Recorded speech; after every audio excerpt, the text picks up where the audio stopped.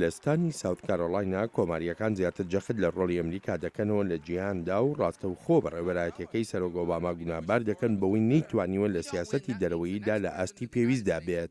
We're weaker in the world. People respect America less. This morning you wake up to the news that China ئێستا ئێمە لاوازین لە جیهاندا خەڵک کەمتر ئەمریکا بەهێند وەردەگرن. چین موشک و ڕۆکێت لە دەریای باشووری چیندا دادەنێت. چینیەکان دوورگەی دەستکردیان دروست کردووە و بەم زوانەش کۆنتترۆلی هەرە گرنگترین هێڵی دەریای جیهان دەکەن.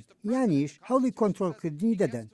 لەم هەڵبژاردنە بەرایەی ساوت کارۆلاینادا ڕوونترین شتێک بۆ کۆماریەکانەوەیە دۆناڵد ترامپ سەردەکەوێت پاش ئەو پێشەنگەی لە هەڵبژاردنە بەرایەکەی نیو هامشەردا بەدەستی هێنا، بەڵام سەرۆک ئۆباما لەو بڕوایەدا نییە. I continue to believe Mr. Trump will not be president. هێشتاش بڕوام وهایە بەڕێز ترامپ نابێتە سەرۆک. کۆکارەکەش دەگەڕێتەوە بۆ ئەو بڕوایە بەگەلی ئەمریکا هەمە و پێم وایە دەشزانن بوون بە سەرۆک کارێکی ڕژدا نەک میوانداریکردنی بەرنمەیەکی ڕاستەوخۆ یان بەرنمەیەک لەسەر ژیانی ڕاستەقینەی خۆت. سەرۆکایەتیکردن کارێکی قورسە و زۆر کەس پشتمان پێدەبەستن تا بە دروستی کارەکانمان بکەین. دۆناڵد ترامپ لێدوانەکانی سەرۆک ئۆباما بە ستایشکردن ناودێر دەکات. وەک سەرۆک کاری زۆر خراپی کردووە. سەیری بوجە بکەن، سەیری خەرجەکان بکەن، ناتوانین شکست بە دەوڵەتی ئیسلامی بێنین. سەیری بەرنامەی تەندروستی ئۆباما بکەن، بێ هیچ چەندوچوونێک لەو پۆستە لای دەبین. سەیری سنوورەکانمان بکەن وەک پەنیری سویسری لێ هاتووە. ئەم پیاوە کاری زۆر خراپی کردووە و زۆریش بردوینێ تا دواوە. سەرۆک ئۆباما جەخت دەکاتەوە کە چاودێران لە جیهاندا دووچاری شۆک بوون بەوەی ڕاگەیاندن و لێدوانەکانی کۆماریەکان لەم هەڵمەتانەی هەڵبژاردندا.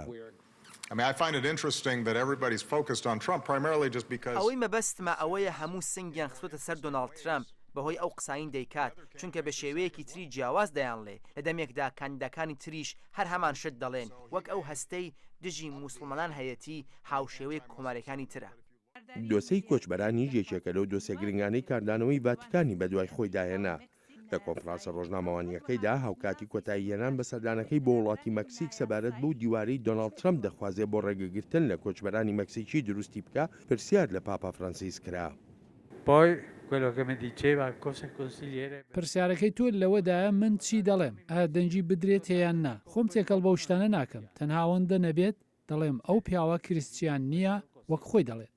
هەڵمەتەکانی هەڵبژاردننی سەرۆکایەتی ئەمریکا ڕۆ قۆناغا هەستیارەکان دەڕوا، بەڵام ئەم هەستیاریەش نەبۆتەمایی ئەوەی هەندێک لە کاندیدەکانی کۆماریەکان بێزاری و ناڕزایی ناوخۆیان دەرنەبڕن.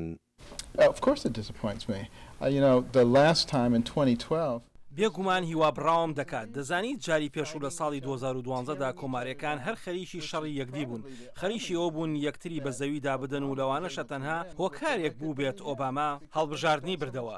چکە زیانی زۆریان لە خۆیان دەدا. نازانم بۆ دەیانەوێت لە سەرکەوتندا شکست بچنەوە. لەو توێژە تەنبەتەنەکەی ڕۆژی پێنجشەمەیاندا دۆناڵد ترامپ و جەب بوش مشتومڕێکی تند لە نێوانیاندا دروست بوو. ترامپ بنەماڵەی بوشی بە درۆزن ناودێر کرد لەسەر ئەوەی لە ساڵی 2023دا وتوبیان عێراق چێکی کۆمەڵکوژی هەیە. بۆ دیموکراتەکانیش وەک لە ڕاوەرگرتنە گشتیەکاندا دەردەکەوێت هەردوو کاندید هەلەری کلنتن و ساندەرس لە نێو دەنگدەرانی دیموکراتدا زۆر نزیکن لە یەک. ئیتر دەمێنێتەوە سەر ئەوەی ئایا دەنگدەرانی ساوت کارۆلاینا ڕۆژی شەممەی داهاتوو دەنگی زیاتر بە کامیان دەدەن.